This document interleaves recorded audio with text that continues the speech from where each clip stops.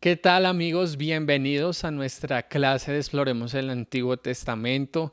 Esta es nuestra última charla, nuestro último tiempo hablando de los profetas. Hemos tenido unas clases bien interesantes y ya nos estamos preparando para el final de este curso. Vamos a iniciar un nuevo tema que es el último tema que vamos a tocar acá, que es sobre la literatura sapiencial.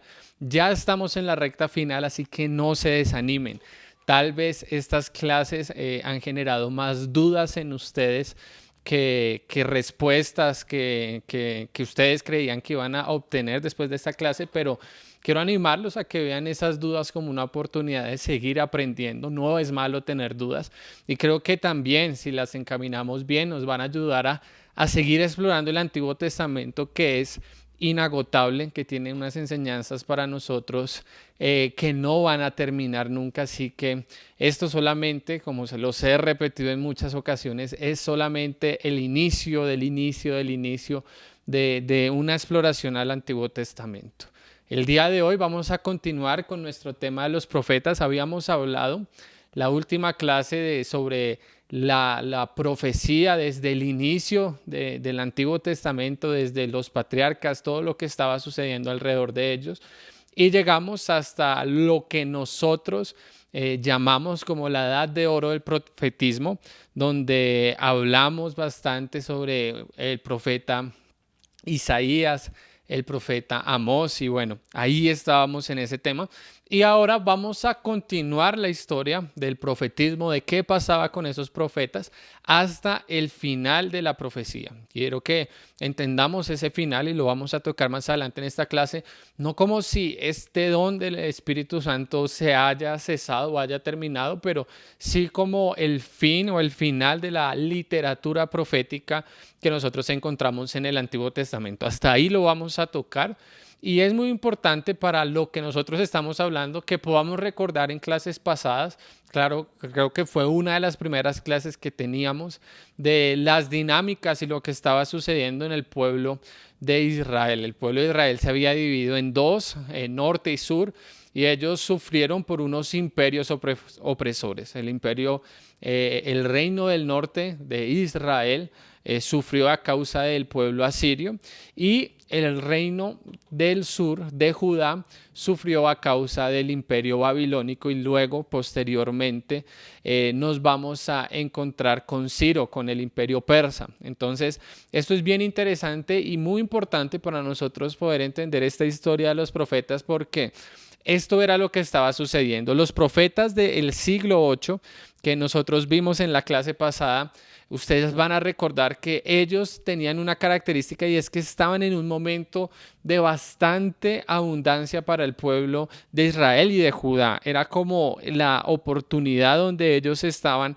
recibiendo grandes retribuciones económicas, pero que había una diferencia social muy grande. Entonces ahí es donde encontrábamos al profeta Amós, Oseas, Isaías, Miqueas, y ellos, a consecuencia de que dieron la voz al pueblo de decirles no sigamos actuando de esta misma manera porque no es el camino correcto, bueno, es ahí donde van a venir los profetas del siglo séptimo antes de Cristo. Hagan de cuenta que cuando nosotros dejamos a un lado, pasamos en la historia por los profetas que les acabo de mencionar, nosotros nos vamos a encontrar con una era donde el profetismo tuvo un periodo de silencio aproximadamente de 75 años, pero luego, a finales del siglo séptimo, nos vamos a encontrar con tres profetas del Antiguo Testamento que son bien importantes y que tienen un mensaje diferente para el pueblo. ¿Y por qué es diferente que los que habíamos mencionado antes? Bueno, pues porque el pueblo acá se iba a enfrentar a una situación nueva y tiene que ver con el sufrimiento con el imperio babilónico. Entonces estos profetas que nosotros vamos a encontrar en el siglo séptimo son tres: está Sofonías, Jeremías y Habacuc. Estos tres profetas en cierta manera están enmarcados y son la puerta para cuando ya el pueblo entra al destierro. El profeta Sofonías fue un profeta que, si nosotros exploramos su libro, vamos a encontrar que él era una persona que alimentaba o alentaba a todo el pueblo a que hicieran parte de la reforma religiosa y política que quería hacer y que estaba logrando el rey Josías. Ese fue un momento bien importante de Israel y lo que estaba haciendo el profeta Sofonías era encaminar al pueblo y decirles, miren, este es el camino correcto para nosotros enderezarnos. Luego también nos vamos a encontrar con el profeta Habacuc, que es un profeta bien interesante y que tiene bastante que decirnos hoy, porque es un profeta que se plantea bastantes dudas sobre el problema del dolor, el problema del sufrimiento injustificado de las situaciones injustas de lo que está pasando. Y es por eso que él en cierta manera le hace una conversación a Dios. En este libro vamos a encontrar como un diálogo donde Habacuc habla, se pregunta, Dios responde, Habacuc vuelve a hablar y él prácticamente tiene la pregunta y tiene el problema de esa serie interminable de potencias opresoras que estaban haciendo daño a Israel y que en cierta manera él consideraba que no eran el mejor camino para corregir al pueblo. Él decía, ¿por qué estás usando a un pueblo enemigo para hacernos esto a nosotros? Bueno, muchas preguntas sobre el dolor que Habacuc empieza a dialogar con Dios. Así que es algo bien interesante, pero sin duda alguna, nosotros vamos a encontrar que el gran protagonista de este tiempo es el profeta Jeremías. Su libro tiene un tamaño bastante superior a los dos profetas que acabo de mencionar, pero no es solamente por tamaño que decimos que tiene gran protagonismo, sino porque con el profeta Jeremías nosotros no solamente vamos a tener su mensaje, que es lo que encontramos en los profetas, sino que él también, en él también no vamos a encontrar solamente su mensaje, sino sus emociones, la forma en la que se sentía cuando estaba pasando con todo esto, las dudas que él tuvo sobre su ministerio, las quejas que tuvo respecto a la tarea que Dios le había encomendado, porque algo que pasaba con él es que su mensaje le estaba ocasionando bastantes problemas con el rey, les estaba causando a él grandes problemas con el mismo pueblo porque estaba dando un mensaje que ellos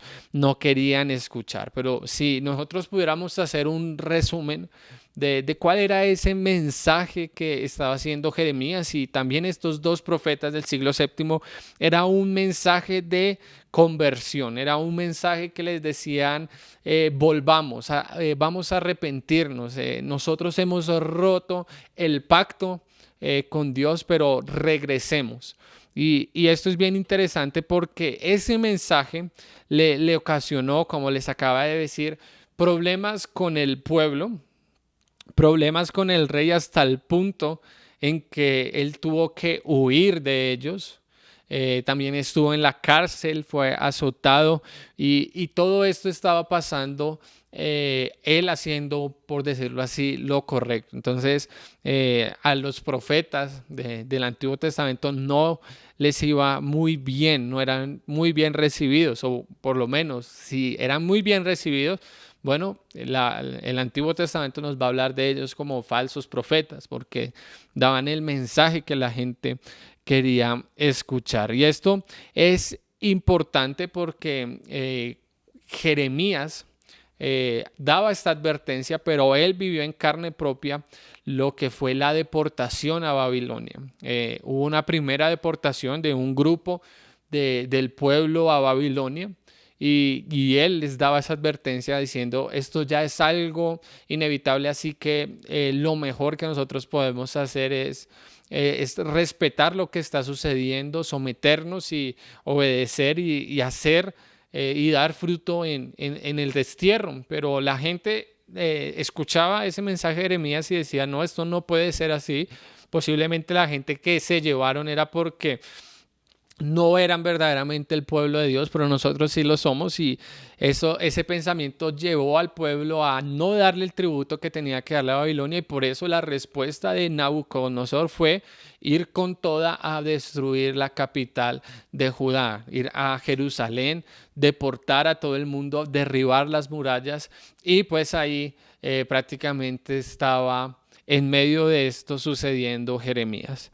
Algo que es bien importante para lo que nosotros estamos hablando es que ese mensaje de conversión de Jeremías también en cierta manera influía en decir que debían aceptar el yugo de Babilonia, y que en medio de ese aceptar, bueno, iba a llegar la esperanza. Y esto es bien interesante porque Jeremías le abre la puerta a los profetas que vienen por delante, que ya no se van a caracterizar tanto por un mensaje de advertencia o castigo, sino un mensaje de esperanza. Incluso esto va a suceder con Jeremías. Ya una vez estando en el destierro, bueno, él también tiene un mensaje para el pueblo dándoles esperanza de que va a haber un mejor futuro.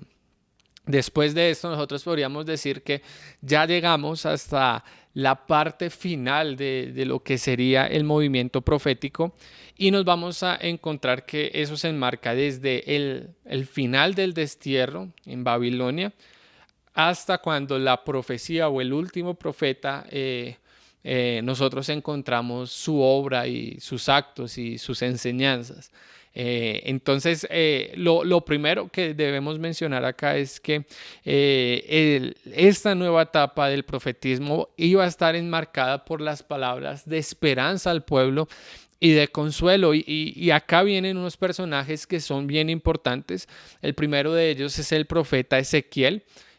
Con Ezequiel es bastante interesante lo que sucede porque se cree, los estudiosos de la Biblia hablan de que él fue uno de los primeros, siendo un niño, de los primeros judíos que fueron deportados a Babilonia. Él fue deportado siendo solamente un niño y que empezó a hacer su fama allí en la tierra extranjera. Y podríamos decir que si algo caracterizaba a Ezequiel es que él, más que cualquier otro profeta que nosotros podemos encontrar, tuvo demasiadas acciones simbólicas para comunicar su mensaje. No sé si ustedes recuerdan, pero nosotros hablábamos de que el profeta no solamente daba un mensaje, sino que encarnaba el mensaje, que hacía lo que estaba en sus manos, en sus recursos, para comunicar lo que estaba sucediendo. Algo similar pasó con Ezequiel, por ejemplo, que incluso tuvo que perder su esposa, y esto también se tomó como parte de esos actos simbólicos donde a él no se le permitió llorar por su esposa, porque era la misma referencia, la misma relación que se había roto entre el pueblo y Dios. Entonces, eso vamos a encontrar bastante en Ezequiel, pero nosotros vamos a encontrar que detrás de todos sus símbolos y detrás de lo que encontramos de él, hay un mensaje o un tránsito de esa condena por todo ese tiempo de infidelidad que tuvieron con Dios, a dar un salto a la salvación que sigue abierta para ellos. Entonces ahí nosotros encontramos esa esperanza. Y también podríamos decir que el libro de Isaías, nosotros desde el capítulo 40 al 55, vamos a encontrar también que en esos capítulos se habla bastante de consolación. Incluso se conoce esta sección del libro de Isaías como el libro de la consolación. Y esto es bien interesante porque se cree que estos capítulos del libro de Isaías, si bien hablábamos de él en el siglo VII, se cree que estos capítulos fueron escritos ya después de pasar por el destierro y que tenían el propósito exactamente de darle el consuelo al pueblo, de darle ese consuelo que ellos tanto necesitaban escuchar, y el consuelo venía de dos maneras. La primera era que en estos capítulos encontramos esa promesa de que Dios iba, a pesar de todo, a librar al pueblo de Babilonia y que ellos iban a poder volver a la tierra. Y la segunda consolación que vamos a encontrar en el mensaje de estos capítulos del libro de Isaías es que no solamente ellos iban a poder regresar, sino que también Jerusalén, su capital, el lugar que era epicentro, no solamente como capital, sino epicentro de su fe, iba a ser reconstruido. Entonces, ahí estaba ese mensaje de los profetas que había por las circunstancias evolucionado. Si bien ya se estaba viviendo el castigo que con anterioridad se había dado por la voz de otros profetas, en este momento los profetas que Dios levantó estaban también intentando darle a entender al pueblo que no todo estaba perdido y que aún la relación con Dios podía restaurarse y que Dios iba a responder al pueblo, iba a responder a ellos. Y algo bien interesante es que en estos capítulos de Isaías, nosotros vamos a darnos cuenta que se habla de que ese consuelo incluso iba a llegar con Ciro, con el siguiente imperio, dando a entender que no, la situación no se había escapado de las manos de Dios, sino que Él estaba en control de los tiempos, en control de los gobernantes y que Él, en cierta manera, estaba en medio de todo lo que estaba sucediendo. Entonces, esto era bien importante, un mensaje bien importante para ellos. Y ya con lo que estaba sucediendo, ya se abre una nueva oportunidad o un nuevo mensaje para los siguientes profetas. Y esto ya es como parte del final, y es que ya cuando el pueblo regresa del destierro, podríamos decir que ellos se encuentran desanimados porque parece que el presente no les ofrece muchas alegrías. El pasado solo les produce nostalgia y ellos como para evadir, pensar en algo más grande en el futuro, ellos se ponen en la tarea de únicamente pensar en lo inmediato, solamente hacer sus actividades, vivir una rutina y decir, bueno, esto fue lo último que sucedió. Bueno, ya estamos en tierra, no como lo soñamos, pero pues acá estamos y simplemente vamos a hacer nuestro trabajo. Y la tarea de los profetas de ese entonces, de ya los profetas que fueron después del destierro, viene a darles como un mensaje de esperanza para el futuro.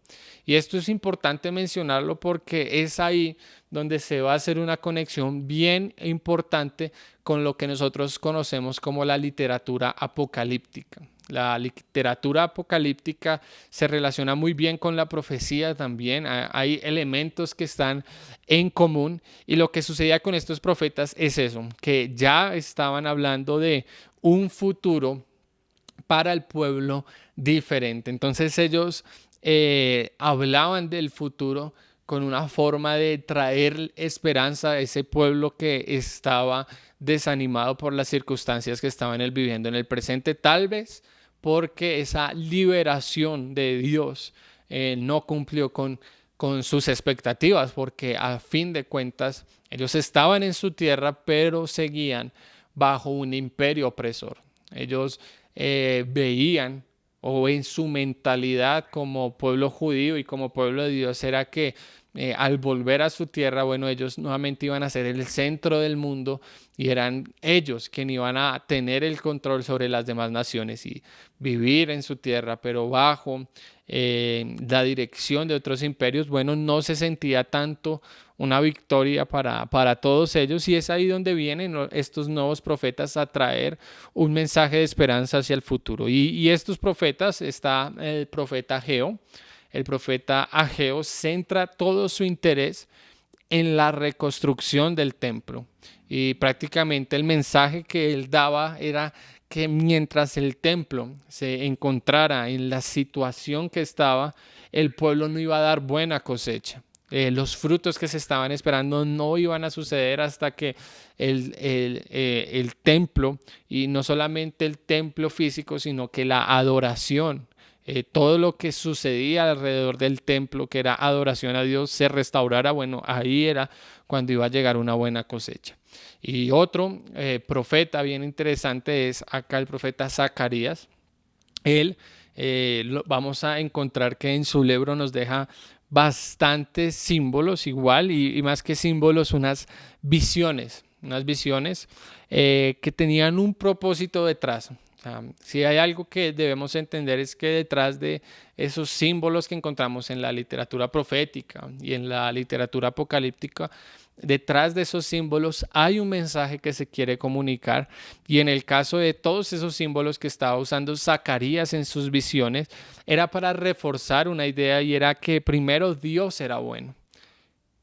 Dios era bueno con su pueblo, que Dios iba a castigar a las naciones, iba a castigar a los adversarios del pueblo, y que el mismo Dios iba a llenar de gloria nuevamente a Jerusalén, y que de esa manera le iba a dar al pueblo unos gobernantes dignos de todo lo que estaba sucediendo. Esto es lo que nosotros vamos a encontrar en estos profetas, y ya un poco más adelante nos vamos a encontrar con dos profetas más que más que un mensaje profético hacia el futuro, ellos podríamos decir que eran unos profetas más circunstanciales, y fueron los profetas que ya estaban al cierre de lo que fue la literatura profética, y estos eran el profeta Joel y Malaquías. Podríamos decir que ellos su mensaje se centraba en la situación inmediata que estaba sucediendo el pueblo, y un llamado a tener cuidado con todo el historial de lo que había pasado para vivir de una manera diferente, pero era más circunstancial su mensaje. Entonces ahí vamos a encontrar al profeta Joel y Malaquías. Ya después de este tiempo podríamos decir que llega el silencio profético, y podríamos decir que este silencio se podría dar a causa de bastantes factores. Podríamos mencionar algunos de estos. Dice, la primera de ellas es la canonización de la ley. Podríamos decir que en el siglo quinto y cuarto, que es más o menos cuando ya se termina nuestra lista de profetas, más o menos en esa época ya la ley, ya los primeros 5 libros de la Biblia, el Pentateuco, estaba canonizado, es decir, ya el pueblo lo tenía. Entonces la ley, podríamos pensar de que vino a reemplazar la palabra de los profetas, porque ya no necesitaban escuchar a un profeta para que les diera el mensaje, porque ya tenían la ley que les recordaba qué era lo que Dios quería. Otro motivo puede ser respecto a los profetas era que hubo progresivamente un empobrecimiento a la temática profética. Y esto lo digo con esa singularidad de que ya algunos profetas eran más circunstanciales y no tenían un mensaje tan global, no tratando de decir que estos libros no tengan un mensaje para nosotros hoy, pero sí había un cambio que se enfocaba más a circunstancias específicas que a un mensaje global. Y también podríamos pensar que otro factor que detuvo el avance de este fenómeno profético fue el descrédito que vino por tantas diferentes culturas y tantas personas que en el mismo pueblo se levantaron, magos, adivinos, que daban o hacían funciones proféticas parecidas, pero que a fin de cuentas terminaban descreditando esta labor. Igual, cuando yo hablo acá de silencio, no hablo de que todo está acabado, porque esta importancia de los profetas igual se mantiene en el Nuevo Testamento.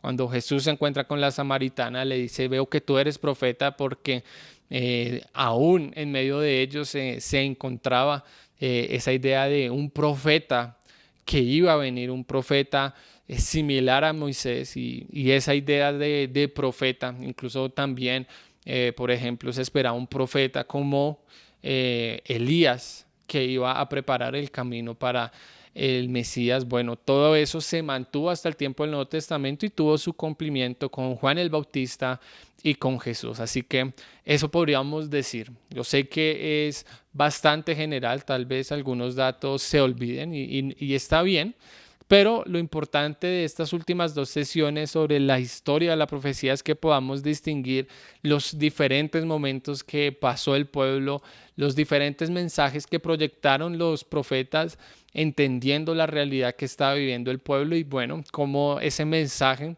se sostuvo hasta el tiempo de Jesús e incluso hasta la iglesia que somos nosotros como un don profético, como un don del Espíritu Santo. Bueno, todo eso se ha mantenido, pero hablando ya estrictamente del Antiguo Testamento, vemos que ya llega un momento de silencio cuando ya varios profetas han tenido su labor, han entregado su mensaje y a pesar de todas las consecuencias que vivió el pueblo a causa del mensaje de los profetas, vamos a encontrar que también hay un espacio para la redención, para el arrepentimiento y para la esperanza. No, los profetas no eran personas de pensar de que todo estaba perdido y eran personas pesimistas, no, sino que aún en medio de la rudeza de sus advertencias, llamaban al pueblo a tener una esperanza y esa esperanza se cumplió en la vida y en el Evangelio de Jesús. Entonces, esto es la breve historia de todo lo que encontramos de profetas en el Antiguo Testamento. Igual no olviden la recomendación de siempre cuando se acerquen a un libro profético, examinar por algunos minutos cuál era el contexto, qué era lo que estaba sucediendo, si tal vez el profeta escribió antes del destierro, durante el destierro, después del destierro, porque como se pueden dar cuenta, eso iba a influir bastante en su mensaje. Así que esto es todo por esta clase de hoy. Espero hayan aprendido mucho. Si tienen preguntas, recuerden que las pueden enviar. No pasa nada. Y también les quiero animar a que sigan conectados. Estamos en la recta final y vienen unas clases bien importantes, interesantes sobre la literatura sapiencial, sobre estos libros que aún no hemos tocado, los escritos. Así que no se lo pierdan y nos vemos la siguiente clase. Chao, chao.